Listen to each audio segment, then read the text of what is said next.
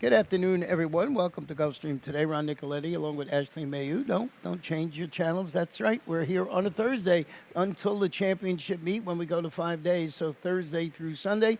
And you can see we're starting today with a fast-made track, a firm turf course. And it's just another summer day here in South Florida. It is. It's been actually pretty nice the last couple of days here. I know last weekend, unfortunately, the weather was great for about half of each card, and then it was monsooning. But hopefully we'll have some good racing ahead of us. You mentioned back to 4 days, which is huge. And then hopefully in the winter, then we go up to 5. We go to 5 days. Of course, the championship meet just a couple of months away. It's amazing how fast the summer went. And most of it, of course, got to work with Ashley here. We have a lot of fun each and every day. And she could pick some winners. So fast-made track, firm turf course, $700,000 jackpot guarantee. But the big news, we'll talk about it a little later on, is a mandatory payout on Saturday. So if it lasts until Saturday, you got a chance to take it down today. When it could be a couple of $1 million, I should say, in the pool. Yeah, I think there's a good chance hopefully we'll kind of carry it over till Saturday. We've been watching how that's been paying, and just the money that grows on mandatory days is insane. Some pretty good payouts for it. Well, we took care of all the early business, so let's get right into the card. First race is a 5 furlong turf event, Maiden claiming 2-year-olds. They run for $35,000, scratch the 1 and the 3, and Ashley's got her early pick 5 ticket this afternoon. Yeah, looking at the sequence today, I decided to single in race 3, but to open things up, well, I didn't really have an opinion. I used 4 runners in here, just a couple of first-time starters or horses that maybe have experience or trying the turf for the first time, so went in a couple different angles using the 2, 6, 7, and 10. Race 2, I'll use 3 in here. I know on the morning line, 5-2 is the number 2 Veiled Prophet. Going to stick with the dirt, and last time out was in the Susan's Girl, so I'm curious to see how she'll run second time out on the dirt. I'll also use the number 4 at 15-1 on the morning line, 1 of 2 for Kathleen O'Connell, and the 6 Soul Flight. Mentioned a single in race number 3. I go to the number 8, Sylvana for Peter Walder, who was a winner last time out by 4 lengths. Run pretty well here over the Gulfstream Park turf course, 4 for 7 in the money here. Then race 4, I'll use 3 runners in here, the 1, 8, and 11. And then to wrap things up in race number 5, I just used 2 runners in there. The number 5, Goodbye Gabby, who I used on top here. I'm going to try to beat the number 7, Cozy Cafe. With that said, though, looks pretty tough in this spot, so I used her, $36. Yeah, we're pretty much in agreement and good to go. You know, the current favorite on the board right now at 7-5 early in the wagering is the number 6, Whiskey on His Lips, who's wheeling back after following that. He sort of had, this horse had a so-so sprint campaign on the dirt, then comes back, just gets beat at this level and distance on the turf for Carlos David. This is a 4-time beaten favorite, so a little bit of a red flag here, and I can understand you going deep in this race. Yeah, I mean, I think on paper this is the one to beat. I think when you look at the last race, the turf performance at the level, going 5 furlongs, just missed by half a length in there, was favored though. But you've mentioned it. Had so-so performances. Last 4 starts has been favored. Hasn't been able to graduate. But then I look at the connections. It's Ismael Jaramillo and Carlos David. They do so well here at Gulfstream Park, 31%. Still think this is the one to beat. But would it be surprising if he gets beat? Not really. Well, as she said, I always seem to meander on when there's food involved, but I'm not going to do it today with the number 7, Pork Chop, who I have in second. This one drops to the 35 level and debuts on the turf after hitting the board in 1 of 2 of 3 of those sprints on the dirt against the $25,000 to $50,000 level for Fernando Abreu. And you got Chantel handling, so it's a drop down the surface switch. Some guesswork to do with here, pork chops. Do you like pork chops? You must not like pork chops if you're skipping right over the food reference here. I like pork chop in this spot. Use him underneath in the 3rd spot. Last time out at the $50,000 level, wasn't a great performance, and he's kind of been the same in his last 2. He's been close to the pace, but last time out I thought he fell flat. I did like the performance, though, 2 back. He was second to Catton, who was pretty impressive in the debut for Ralph Nix, and finished 4th in the last round of Florida Sire Stakes. There's some first-time starters in this race. One of them I used a little further back, is the number 2, Happy Back, and this one from the Carlos Avila, Jose, what is it? Juan Avila. I'm looking down, I don't have my glasses on. Juan C. Avila Bon. Well, I missed his horse last week, so I didn't want to be kind of missing out on this one. Thought the works have been pretty steady, especially the last 3. He's shown some improvement with each and every one. Most recently, 47-3, the 8th fastest of 104. So I used him in here. The barn does really well with first-time turf runners as well. I think it's like 17%. Well, the number 8 horse, Wild Irishman, is the son of She Too, debuting for David Forks, talking about a barn that's woken up the last couple of days with a steady stream of solid workouts right over the track with Sammy Camacho. So I think once you get past the 6 horse and your whiskey on the lips, that's why it was good that you went 4 deep in the race, because pretty wide open affair. Going to flip the page, go to race number 2. We're going to be on the main track, and this is a 6 furlong maiden special weight for state-bred filly 2-year-olds, and no scratches or jockey changes in this race. And I too like to see how the number 2 Veil Prophet's going to run. It's back with maidens after following. Those pair of well-met maiden special weight sprints on the turf had trouble, finished 5th against those winners in the $200,000 Susan's Girl division of the Florida Sire Stakes. So this one looks like it has a touch of class. Yeah, and kind of, I've talked about her pedigree in the past. The mare was stakes place, and you look at what she's done. I thought her 2 races on the turf were really strong, especially her debut. The winner, Diabolic, came back to win a stake next time out at Woodbine, and then the 3rd place finisher, She's So Beautiful, graduated in her next start. Now, the following start after that, she had a bit of a freshening. She was just 2nd best in there. And you mentioned the dirt race. What do you do with it? I'm not sure. It was tougher competition. I know when you see 5th beaten by 15 1/4, it's alarming, but we have to remember Bill Mott's horse, outfoxed, won by 13 1/2. So she really wasn't missing the board by much in there. So I kind of elevated her for that reason, and just 2nd time out, she can improve. And then I saw the rider, Edwin Gonzalez, in the irons. Similar situation with the number 6 Soulfly, who was 2nd at the distance against maidens. That was 2 starts back, drops after failing to fire. But that was in the Desert Vixen division of the Florida Sire Stakes. So they thought it'd take a chance to see how this horse would run early on in its career for Timmy Ham. Romero Mirage returning on this daughter of social inclusion. Almost a similar situation. I mean, 2 different races. This, of course, Soul Flights was a little further back. I'm interested to see how this horse runs, too.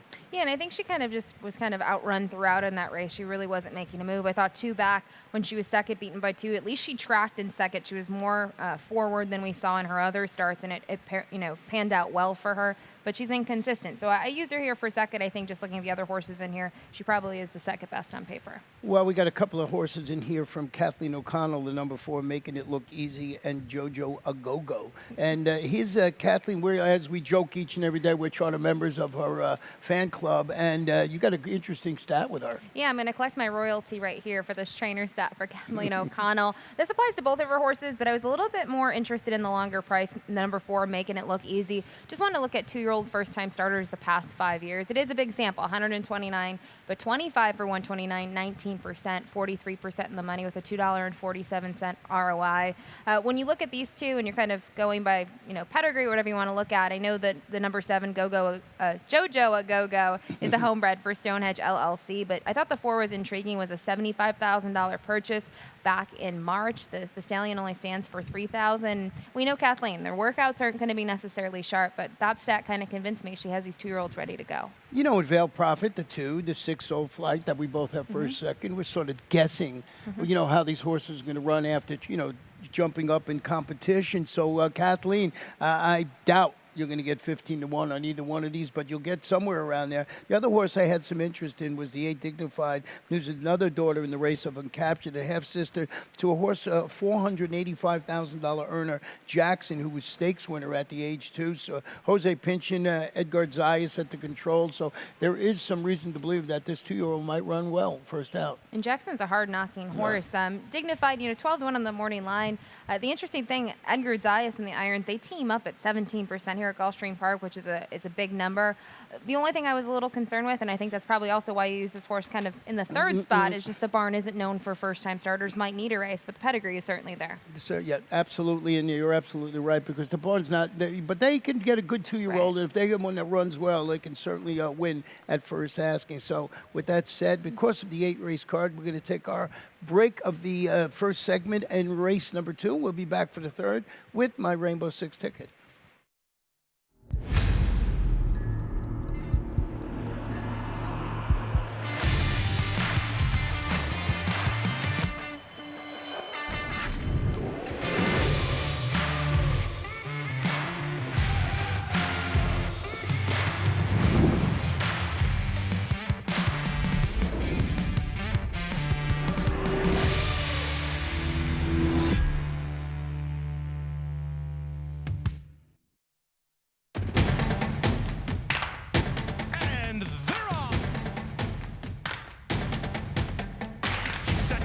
path. Ground on first inside. Race.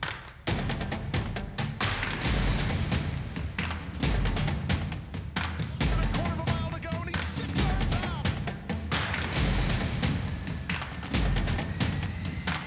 Last of the 12 as they roll into the backstretch. Welcome back to Gulfstream today. Ron and Ashley. The third race today will be on the turf, a firm turf course if you're just joining us. Yeah, we're back on Thursdays. We're happy about it. We've got an 8-race card. Just a mild turf event for claiming fillies, 3-year-olds and 4-year-olds and up who have not won 3 races in life. They have a couple of scratches, the 1 and 4. Not a lot of scratches out of the body of the race today. And I'll show you my Rainbow Six, $48.60 ticket. And Ashley, I have the same single in race number 3, and that's Silverneller, who's 1 and 2 in the field for Peter Walder. Then I got lots of coverage all the way through for $48.60. 3 deep in race number 4. I think that 11 Kumandra might be the one to beat in there. Race number 5, I used Goodbye Gabby too, but I did put Cozy Cafe on top along with Acting Lucky. In race number 6, Buenissimo with those scratches of the main track onlys. Post is not going to be a concern like that horse this afternoon. But being that I had that single, I was able to, spread out on my ticket. Cost $43.80 or $48.60. I could afford both those, even though the $48.60 I borrowed from our cameraman Dennis the other $6. Wow, you're single on the first. This is something I haven't seen, and I don't know if I've ever seen it from you. But kind of look at your ticket. I think the coverage is good, especially in the later races. The feature today, race 7, I think is wide open. Some nice horses in there. So at least with having that single, you can spread later. Let's go back and show you both our singles last race. And as I mentioned, 1 of 2 in the field. We're going to just pick it up as we turn for home. And it was just a really good performance, just one with gusto against those 2 lifetime claimers. Won the race, as you can see, by 4 widening lengths, and Edgar Zayas back. And I just think with the level of competition here today, 1 of 2, the old adage of the longer price of the young couple entry, we'll see if that happens today. But Silvanella wanted to get that single so I can get coverage in those later races in the Rainbow Six. So on top of my ticket, and we both did use the number 7 in here, Living at the Beach. Who's dropping today to the 12.5 level? Yeah, I think the drop should really help this filly last time out. She just wasn't really making up ground late. She took some play in there. Starship Malamar was a pretty nice winner here on August 28th. But you look at the races before that break, I thought she had some good performances here. She's won 2 races this year. But the big thing is she going to be, what version is going to show up? So I did use her in here. She's going to get a rider change as well. And Edwin Gonzalez does quite well with Joe Orsino. Yeah, and that's one I think is really spotted nicely against these 12-5 types. And as you mentioned this year, 7 starts, 2 wins, a second and a third. So you like to see that. The other horse from Peter Wall, the Lady Cleverly, this one is the Daughter of Paint that makes her first start. Now, she drew clear to defeat 12-5, 2 lifetime claimers back on Independence Day. Miguel Vasquez rides. Edgard's going to stick with the top choice. Do you follow the jocks here? You know what happens when you bet one, usually the other one runs well, and this one's 7-2. It's no great shakes. Third on the morning line. Yeah, I followed the jock move here, to be honest, and just like the way the other filly performed in that race. There's nothing to take away from Lady Cloverly. I mean, nothing bad, I should say, about her last performance. She's won 2. She's a little inconsistent at times, but looking at her 2 starts for the barn, she really did excel second time out. It was a change of tactics. Instead of having her rate like she was in the past, they sent her to the front. And that's the big thing about that race. They went 49 at the half, so she got a very easy lead in there, had things go her way. So that's why I went to her stablemate. Back when I was a young pup, I used to drink Courvoisier when I was a younger guy. Now I can't drink it anymore, and that's the horse you have on your ticket, the Irish Bred. Yeah, this one we haven't seen in quite a while. February 26th of 2021. Finished 7th in that race after setting the pace and took some play in there. I just think before that was in tougher spots. Maybe this one needed a bit of a freshening. Luca Panici in the irons. She's an unknown. I mean, you look at what she's faced in the past. It's certainly better than this group, but it's been a while since we saw her last. We'll see how that horse runs this afternoon. Race number 4 is where our final pick 5 will kick off. And this is a 6 furlong sprint. These are Maiden claiming filly, 2-year-olds, $12,500. And you went with the one horse in here, so that is Cahuga. Cahuga. I went and looked back. I listened to how Pete said it, and now you look, I wrote it phonetically, Cahuga. There you go. You got the pronunciation. I'm going kind of against the favorite in here with this one on the rail. I think the debut was okay.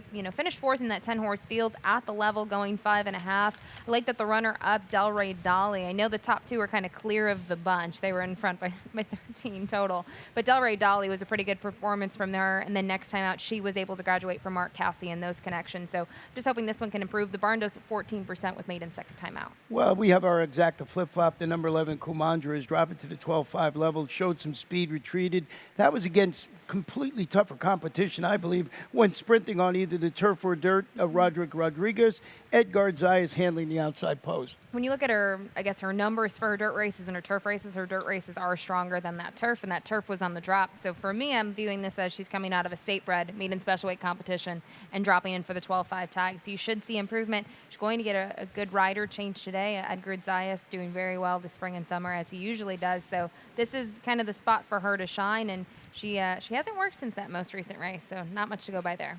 The number 8 in here, Uncaptured Faith, you have on your ticket from the Jose Pinchin barn with MCL Jaramillo in the saddle. Yeah, we talked about Jose Pinchin in one of the other races. The big thing I saw here with Maiden second time out, 27%. I thought that was a pretty good number, $6.33 ROI. This one showed some early foot in the debut, as least wasn't too far out of it, but was kind of chasing throughout and tired. I'm just going to go with second time out, has a nice work going into it, and then the angle for the barn. The number 4, Mila, now in the Jorge Delgado barn. This daughter of Brethren drops to the bottom. Failed to show much against Better before going to the sidelines in July. But the barn is really good, about 26% with new additions to the shed row. And they got their go-to jock, Chantal Sutherland, handling. It's just a drop in competition today. It is. It's not a huge drop, in my opinion, coming out of that Maiden 16. And you mentioned the barn does such good things with new acquisitions, but you look at this filly's 2 races, they've been lackluster. So I didn't know what that averaged out to be, so I used her for 4th in here. Well, that is race number 4. We're going to flip the page, go to race number 5. 6 Furlong, claiming fillies, 3-year-olds of fillies and mares, 4-year-olds and up, non-winners of 2 in life. And this is where the final pick 4 starts, and I know you put a ticket together. Yeah, this is what I thought was an interesting kind of sequence here. I go too deep in this first race. I use the same horses that I used in that early pick 5, the number 5, Goodbye Gabby, and the 7, Cozy Cafe. Race 6 is where I decided to take some cover. I used the number 7, Thorn, first off the claim, as well as the number 9, South Point Drive, and the 11 for Elizabeth Doble, so I think it does look tough in that spot. I have a good trainer stout to show in a little bit. Race 7, I'll go 3 deep in here. This is the feature race of the day. 6 Furlongs on the main track, this allowance optional claiming event. There's 3 horses I used here. I'm actually intrigued by the number 6, the Distractor. It's got a ton of early foot, but I think there's a lot of speed in here to begin with. So I also used the number 5, Bailey, and a horse that I know you have some interest in, the number 3, American Prince, second-time starter for Ralph Nix. And then to wrap things up, I felt pretty confident in 2 horses here, the number 2, My Destiny, and the 4, Daddy's Joy, who ends up being my top pick in the nightcap. So just $18 in the late pick 4. $18, very affordable. You double up and get it for $36. Race number 5, as I mentioned, 6 Furlongs for these fillies, 3-year-olds of 4 and up.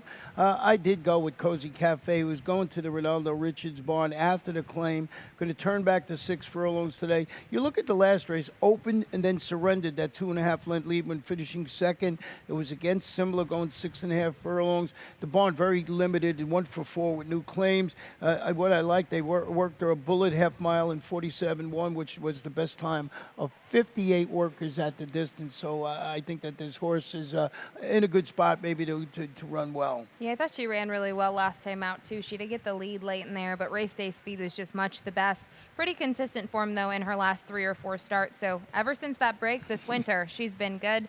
I think she's beatable. I'll be honest. Well, we'll see if Goodbye Gabby can beat it. This one dropping today to the 12.5 level for Mr. Mark Paisley. So I know she was favored last time out, but she was claimed for 12.5. They jumped her up for 20,000, and that was going 6.5 furlongs, slightly longer than her other races. This is my sales pitch, Ron. But 2 starts back, I thought she was a game second. She only missed by half a length. And if we go back to that race on June 12th when she won and she was able to break her maiden at the $20,000 level, who was 4th in that race, beaten by almost 14? Cozy Cafe. So I think Goodbye Gabby should perform better today.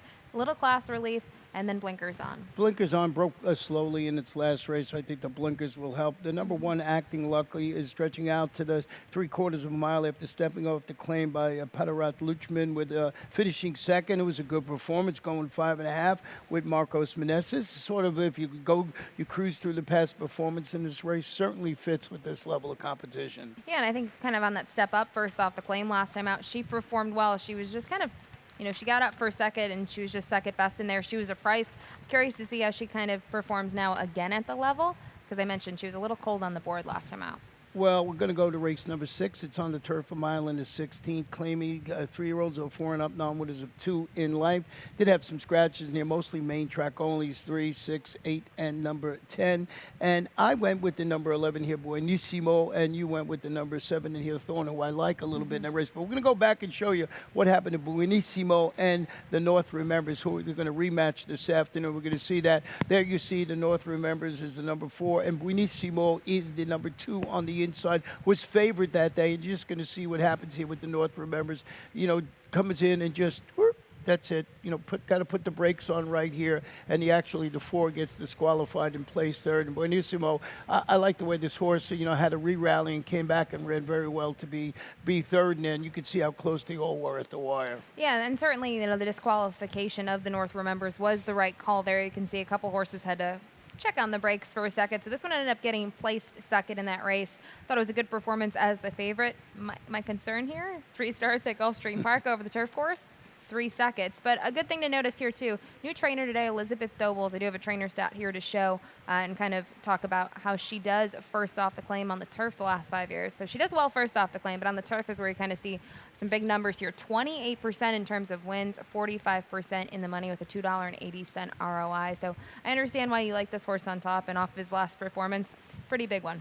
And jockey change today, you can see it on your board right now. Hector Berrios not riding. It'll be Leonel Reyes, who I like the way he rides. You can always get a nice price from him. I don't know if you get that on the 11. Let's go to Thorn. This one goes to the Albany Mirage Barn after the claim. Finished second as the favorite at this level and distance. I just think this horse, I kept going back. I almost put this horse on top. I just kept changing my mind a little bit. I think when you look at his races earlier this spring, he faced some really nice horses in some of his races. Even when he was 6, beaten by 4 lengths, it was a really tough race for him. In his following 2 starts, he was third. He was favored in one of them. And then 2 starts back when he was able to win, he was in for the $20,000 tag. I thought it was a great performance. And then last time out, they stepped him up just a slight bit, and he got picked out of that race. And I like his style. Last time out, he rated mid-pack, but he was only a couple lengths off the pace setters. He made a nice late run. It's a little disappointing he failed as the favorite, but I think he's kind of intriguing first off the claim. And the number 5 horse in here, the North Remembers, needs to remember to stay straight through the stretch run today. After coming in, you saw what happened to him at the 8 pole. He was disqualified and placed third that afternoon for Leon McCannis, and you're getting Chantal in the saddle today. This gelding's interesting. When you look at his form over the winter, he was doing well, and then early 2021 is where his form kind of tailed off, so they gave him some time off. We didn't see him between March 6th at the races and July 25th, and his last 2, they've been really good races. You mentioned he has to remember kind of where he's going and stay in his lane, but last time out it was a good effort for him, and even 2 starts back as well. What about Southport Drive? I know you used that horse in your ticket. Well, I had the budget too. I will say when I look at South Point Drive, I find him curious in the sense that he is 0 for 5 on the year, but he's 4 for 5 in the money. He's going to be closing from off the pace, so the quicker the tempo for him, the better. His last 2 races, they've gone 49 and 1 to the half, 49 and 2. It's too pedestrian of pace for him. And I liked his race, 2 starts back. The top 2 came back to win next time out. Let's go to race number 7 this afternoon. 6 Furlong is allowance optional claim at 3-year-olds. The optional claiming price, $75,000. Feature race, as you mentioned, and I think a pretty wide open affair. And we talked about briefly about American Prince, who we haven't seen in February. We actually go back and show you this performance from the 8th pole home when American Prince wins his debut. It was 5-1 that afternoon. It was just a really nice performance. Of course, this horse has not been seen since February, coming off the bench for Ralph Nix, who has this Irving Cowan homebred working consistently for the return. It was a really nice performance, albeit back at the championship meet. Yeah, the bit of a layoff is an intriguing thing to always consider, I guess, on handicapping, but he was a pretty nice winner. An 82 Beyer speed figure to kick off his career. In the barn, of Ralph Nix, they do well with winners next time out, that won their last start. 15%. He was just kind of much the best in that race. You see Amicia staying aboard today. I used him for second in here. I think his numbers are some of the best in the field just on one start. Well, what did I miss with the number 6 in here, the Distractor? I got to go back and look. This one 5-2 on the morning line. So this one, I will say, I would never single this horse on top in this race because 2 starts back, we saw that he was able to get the lead and shake clear going 6 furlongs. Last time out, going 6.5. He tried to do the same thing, but he had some pressure in there and he tired to finish third, beaten by 6.5. I'm wondering if now third start off the layoff, if he can get kind of back into his form cycle. He's had some really nice races in his career. He's 5 for 6 in the money, but his best asset is his speed, and it looks like in here he might face some pressure. Well, the number 2 horse in here, Gatsby, certainly gets the frequent flyer miles today when he returns to Florida and into the Carlos David barn after shipping down to Mexico City. Finished third in that race, going 6.5 furlong. Races with the blinkers off. I mean, that is a strange move going down to Mexico So City. I'm gonna fix it for you. There was an issue in Equibase deer house, so it's the Mexican bred Gatsby. This guy's stayed here, don't worry. So he last raced on August 8th. It was a disappointing performance. I thought that was it. I kept going back and I said, this is the strangest move I've seen in a long time. Yeah, it was like a $2,700 claimer, so it was not him. Right. But you meant, kind of looking at his more recent race here, he was well defeated. He took a lot of play in there. It was his second start since joining the barn of Carlos David. I thought the race 2 back was pretty strong. He's just going to need to show, I think, a little bit more than he has in his last couple. Well, he did not go to Mexico City. The number 5, Bailey, is in for the $75,000 tag in this optional claimer. Turns back today. Drew Clear defeated those 12-5 state-bred runners, going 6.5 furlongs. It's leading trainer Safi Joseph Jr. with leading jockey Edgar Zayas going for 2 in a row. And I think it's sort of a lateral move, even though it's it was a 12-5 state-bred optional claimer. Yeah, it's technically on paper a step up in class, but I think when you look at his most recent race, the way he won it, he basically broke slowly. He only had 1 horse beaten on early and was able to circle the field, draw clear with an 82 buyer. I mean, that race alone says a lot about this horse's talent. I think he belongs in this race. 3-time winner from 10 in his career. And you've already plugged the connections. They're 27% here this year. Well, race number 8, 5 furlongs on the turf, claiming fillies, 3-year-olds and fillies and mares, 4 and up, non-winners of 3 in life. And you did go with Daddy's Joy on top of your ticket. I'll get to my long shot in a minute because I want to go back and show you Daddy's Joy's last race. We'll pick this horse up, her uphill race from the 8th pole home when when even money favorite Daddy Joy just gets up at the wire to win it. She was even money that day. Looked like Piper was going to hold her off. Yeah, and this filly really had to kind of dig in deep here. You can see she's still not getting by Piper at this time, and then you can really see it. She's kind of got her ears pinned. She's determined, is able to win there just by a neck. It does bode well, though. Piper breaks the maiden next time out in a pretty impressive way and then faced winners for the first time out following that, and I believe was maybe second in that race. So Piper has been a fierce rival. You look at this filly to her races. That was a drop in class for her. She really kind of woke up from her previous race. I think the other thing that has helped her, though, is the distance. Kind of looking at her races at 7.5 and a mile and a 16th, they haven't been the right distance for her. At 5 furlongs, though, she's 2 for 4 in terms of wins, 3 for 4 in the money. Yeah, she's absolutely the one to beat for all the reasons you just mentioned. But I'm trying to beat her with the horse that's turning back, and that's Charlotte the Bred. 12-1 on the morning line, cutting back to the 5 furlongs. Responded in that first race after the claim by Jorge Delgado with a dual entire fifth against similar. That was going a mile. The barn is pretty sharp, 20% with horses going from a route to a sprint, with Chantel handling the turn back this afternoon. So I thought maybe Charlotte the Bred could upset Daddy's Joy a little bit today. You mentioned Jorge Delgado. Actually, previously trained this mare, and Joe Orsino. They've kind of a claim battle every few starts, and she still hasn't won since 2019. So it's been a while since she's found the winner's circle. But when you look at her races, you mentioned she's been typically against tougher competition. Still looking for a win at this distance, but on the cutback alone, she's intriguing. When you get that kind of price, I don't Right. know what the connections, if you will get that this afternoon. Number 2, My Destiny, drops to the 12-5 level after facing better before going to the sidelines, which includes that 35-2 lifetime victory during April for David Fawkes. We mentioned the barn is going good. Embassy El Jaramillo in the saddle. They're trending certainly in the right direction. They've had a last couple race days have been really strong for them. I will say about My Destiny, this is a huge class drop for this filly. When you look at her last 2, she's faced some really seasoned mares, such as Awesome Roar, who I know always kind of tears it up at the 5 furlong distance. I Am the Boss. Just really nice, older mares. Now I think in this spot, well in for the 12-5 tag, it's not only a drop, but just in general, it's a huge, bit of class relief for her. She had a couple of works since then. They've been okay, but I mean, if you want to play barns, this is certainly one of the barns to play right now. Yeah, they're all going to have to try and beat the number 4 and hear Daddy's Joy, but good. I have the 2 on my ticket, too. With that said, that's the 8-race card. Let's get right into our lightning round this afternoon.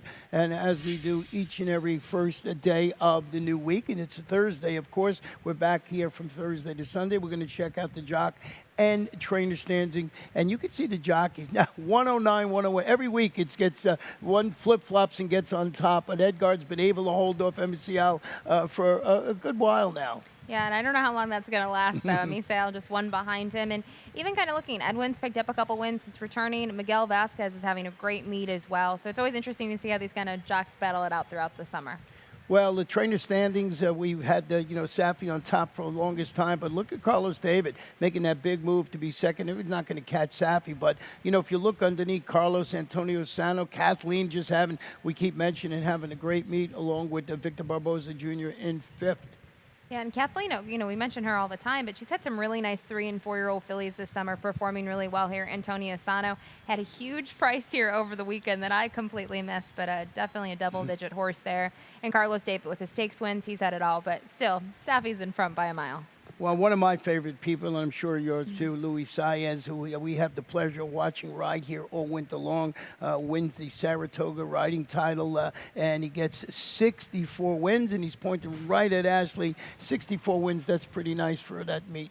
It's a huge meet for him, and you mentioned he's one of our favorites here. He's just always so friendly, and he's just a class act, and I think it's been interesting to see how he's teamed up with his agent, Karen McLaughlin, and seeing that combination. It's been a pretty good one so far. Yeah, it's a great story. We got that action on Saturday. We got a 12-race card with 2 stakes, and one of them is the $75,000 sheer drama, and that is our feature race on Saturday. And there you can see the field has there going, and who's the favorite in here? 5-2. Oh, Sound Machine looks really tough for Safi Joseph Jr. in there. Yeah, Sound Machine certainly is probably the one to beat in here. I think there's some intriguing horses maybe in terms of the exotics. Brambleberry's had some nice races here the last couple months, and so is This My Time. So, and there's Harrisol, who I always try and bet, and that one on the board at 5-1, of course, from, just good connections in there. Now, with that said, guess what comes back tomorrow?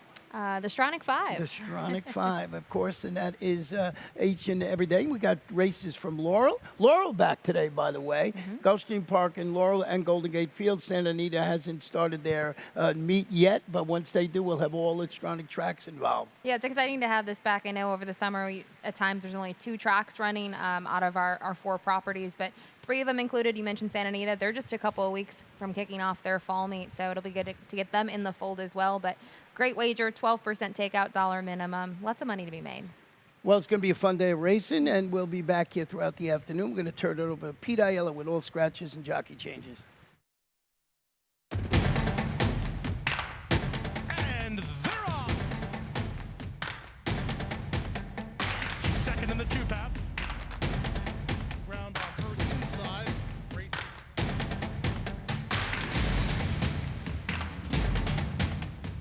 A quarter of a mile to go, and he's 6 yards out. Last of the 12 as they roll into the backstretch.